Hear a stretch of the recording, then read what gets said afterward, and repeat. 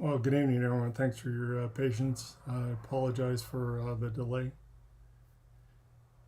I've been working with some new technology, and it's just hitting the wrong buttons at the wrong time. So we may not have as big an audience as we expected.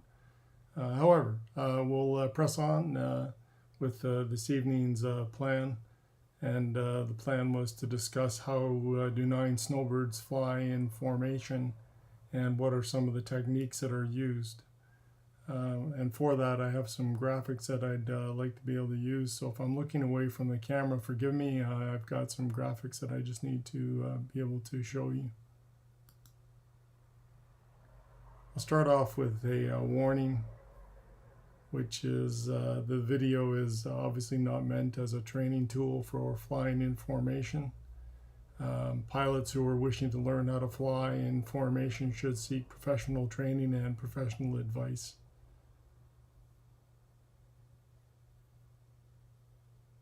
I know of a few companies in North America that this type of training is available from, and a lot of Snowbird, Blue Angel, and Thunderbird pilots get involved in that kind of training. So if you are interested in flying formation and you're a private pilot, please take the opportunity to get some professional training before you go up with a buddy and try and do formation.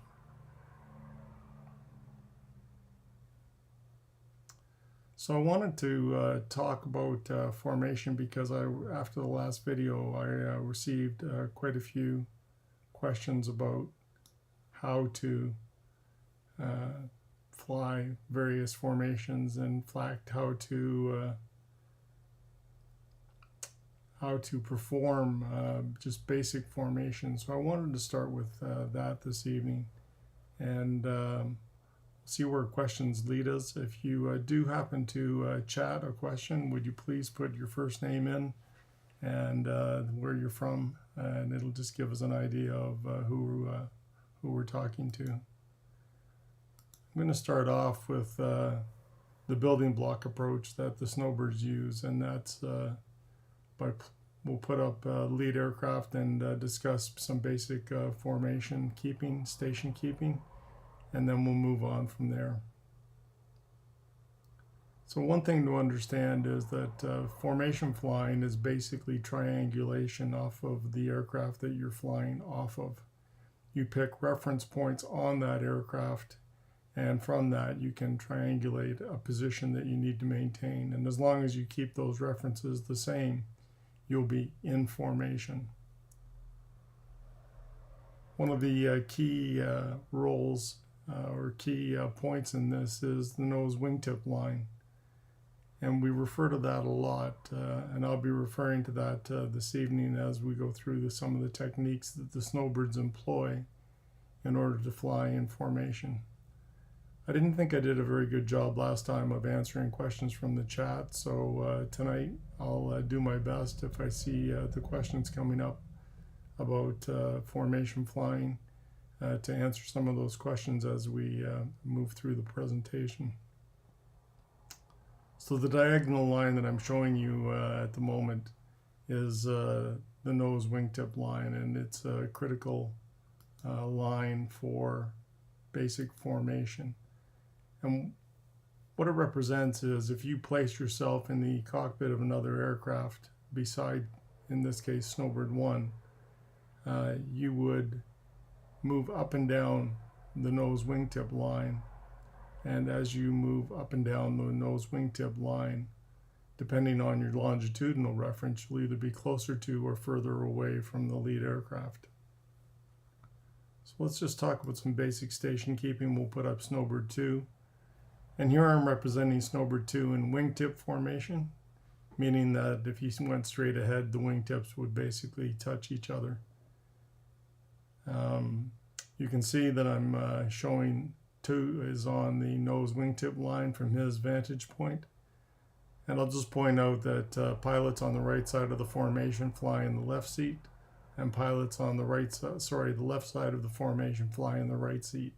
So you're on side in a side-by-side cockpit. In this case with Snowbird 2, he's on the nose wingtip line, and he's using a longitudinal reference off of Leeds aircraft in order to ensure that he's in wingtip formation. You can see then that if he moves out and away from Snowbird 1 on the nose wingtip line, his longitudinal reference would change obviously on Snowbird 1, and he would have greater spacing. The Snowbirds use a number of different overlapping formations and wingtip formations and spacing formations. The first that we're talking about is wingtip, which is the most common, and most of the shows are flown in wingtip spacing. But at the beginning of the training season and during tryouts, wingtip formation is not what's flown. They fly in a root formation, which means 2 would move back and out on the nose wingtip line and give himself a little more space, as with the rest of the formation members if there were more than just 2 aircraft in the formation. So that's root formation. And then there's wider than root. Wider than root would be about 3 to 4 aircraft lengths away from Snowbird 1, and would allow the pilots to relax a little more. There's also en route formation. En route formation just means that the entire 9-plane, typically when they're flying from destination to destination, would be in an en route formation, meaning they'd cover a 1 mile square box and would be further away from lead, but regulations require they remain within a 1 nautical mile box, but they can drift a little bit further apart. Most of the leads are quite understanding about the pilots moving out and relaxing in en route formation. So I'm just going to bring up the next picture, and I'm slowly building the 9 ship up as we go forward. We've talked about basic station keeping for Snowbird 2, and now I've introduced Snowbirds 3 and 4 into the formation. Snowbirds 2 and 3 are known as the inner pilots, and you've got inner right wing, inner left wing. Snowbird 4 is the first line astern pilot, and even though technically he's an inner pilot because he flies right immediately next to lead, he's referred to as the first line astern pilot. And the guys from 4 and 5 refer to themselves as the stem cats because they're part of the stem of the formation. Technically, Snowbird 1, the lead, is also part of the stem, as he's part of the line astern part of the formation. So the references here, Snowbird 2 and Snowbird 3 would be flying nose wingtip on lead. Nose to the wingtip on lead, with a longitudinal reference off of lead for their station keeping. And the third aspect of this is the vertical spacing. I don't have a slide for you to depict the vertical spacing, but basically when you're going through pilot training on the 114, you used to take the wing and split the battery vents and would keep you in a mid-box sort of formation. The Snowbirds use a high box and a low box formation in the vertical.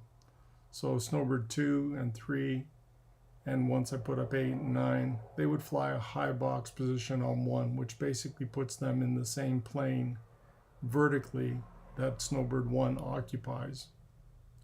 Snowbird 4, of course, is vertically offset from lead and flies below lead's jet wash. And also Snowbird 4, I'm depicting Snowbird 4 in a nose-tail separation. Snowbirds don't begin the year with nose tail. They begin at 4 feet line astern, so Snowbird 4 would typically fly 4 feet behind Snowbird 1 at the beginning of the training season, and eventually would progress into nose tail separation. Basically what that means is if they're in nose tail, if Snowbird 4 were to move straight up in the vertical, his nose would touch lead's tail. In 4 feet of line astern, that means that basically there's 4 feet between lead's tail and Snowbird 4's nose. You can tell if you get a little bit high when you're in a line astern position because you get a burble on the tail because of the exhaust coming out of Snowbird 1. So that's one of the ways 4 would know how deep he was supposed to be. 4 would have references off of lead's underside to be able to fly off of, both in 4 feet and in nose-tail separation. We'll progress a little further now and add Snowbirds 8 and 9 to the conversation in Big Diamond, and Snowbird 5 as well. Snowbird 5, as you can see, is the second line astern pilot. Snowbirds 8 and 9 are the solo pilots. And many people, when they hear that you fly outer left wing, assume that you flew on the outside of the Big Diamond formation, but the outers don't plug into Big Diamond on the outside of the formation. The solo pilots, Snowbirds 8 and 9 in this case, fly 2 out in echelon in Big Diamond formation, and they fly in a high box position. What they're looking at, depending on which solo pilot you talk to, they can be looking at Snowbird 1 primarily.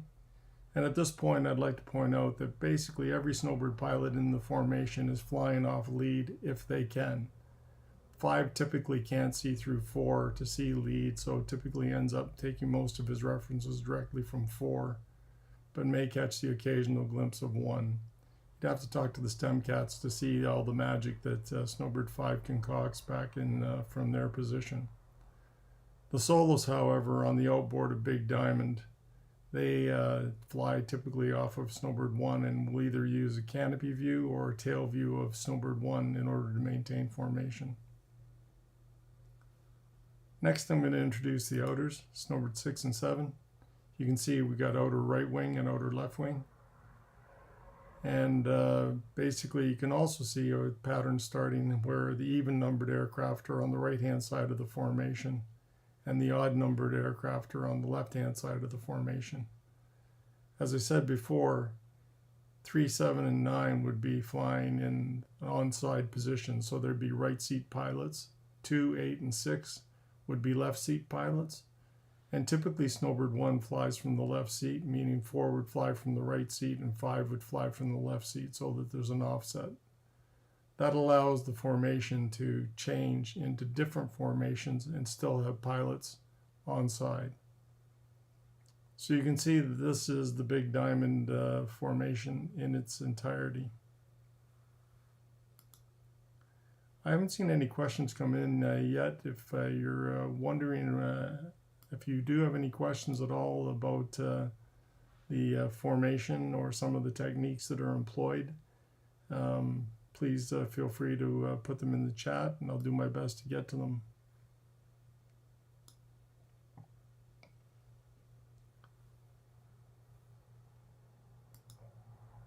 From here, I just wanted to move back to the inner pilots briefly and go through the various pairs. So typically one of the inners would change every year. So if Snowbird 2 were the pilot from remaining from last year, he would teach Snowbird 3 how to fly the inner position and would ride in a dual capacity with 3.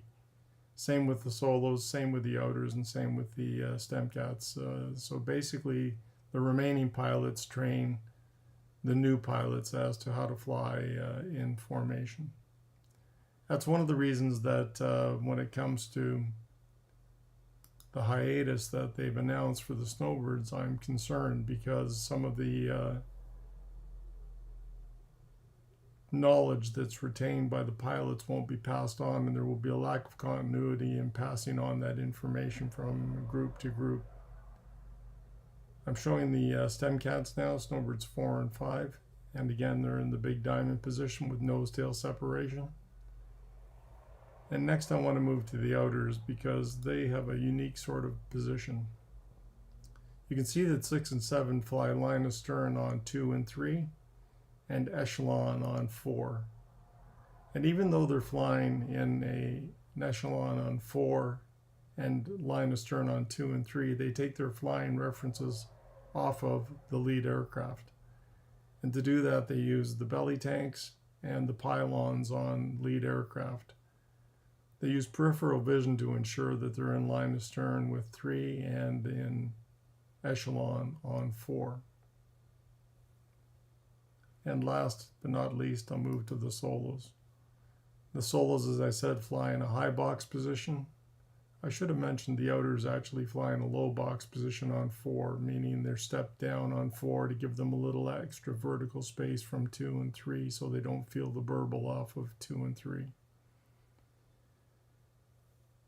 The solos, as I've said, fly in a high box position in Big Diamond, and I'll make some other videos where I talk about the pilots in different formations and move the graphics around for you. So we've talked about how the solo pilots fly, and last but not least in the formation is Snowbird 1, the lead pilot. Lead's job really is to fly and lead the entire formation through the entire show, making sure that his aerobatic maneuvers are safe and effective, and also basically coordinate everything that's going on in the air with the entire team at all times. Snowbirds are given an amazing amount of freedom compared to some other teams and design the show from scratch every year. And so therefore you basically start putting the show together and use building block procedures in order to move the show ahead as through the practice year. We'll talk about that more in another video. But lead's job really is to fly a safe and effective show, be smooth on the controls, and talk the wingman through the maneuvers. So you don't just turn, you start to telegraph the turn, and then you start the turn. You don't just pull up into a 3G loop, you telegraph the pull, and then go ahead and start the pull. So that basically covers Snowbird formation in Big Diamond, covers the various roles that each aircraft plays, and it covers the various echelon and line astern positions for everyone in the formation. Since I haven't seen very many questions come in tonight, we'll call it quits here, and I'll get the technology right the next time. Until the next time, I'd like to thank you for joining Ian McLean Above and Beyond, and we'll work on the technology for the next time around.